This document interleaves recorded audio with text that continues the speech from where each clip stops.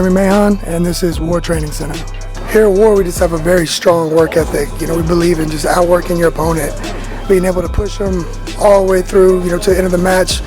Just as hard as we start, we want to be able to finish. Never let up. Just be relentless in our attacks, and that's what all of our guys here, have in common.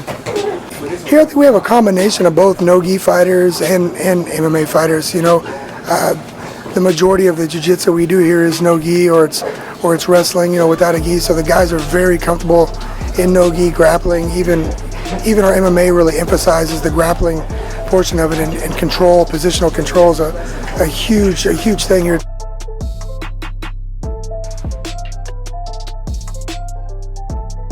Josh Alton, man, he's super glue. Once he gets a hold of you, you don't get away from him. He's exceptionally athletic, very limber. He can see things and go for them before you even really get the opportunity to know what's going on. Before you can react, he's already a step ahead of you. Travis Cones is a relative newcomer, although he's been training with me for about the last 5 years off and on.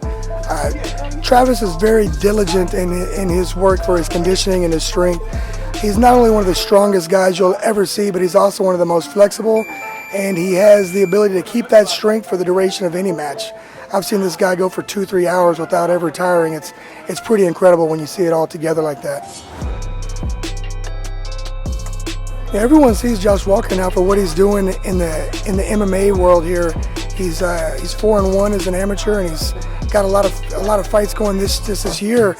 But before this, he was a college wrestler, and he's been doing and very proficient in jiu-jitsu tournaments before we got into the MMA the last 2 years. So this is really just a return back home for Josh. He feels most comfortable on the ground, and this is where he truly is going to be able to shine.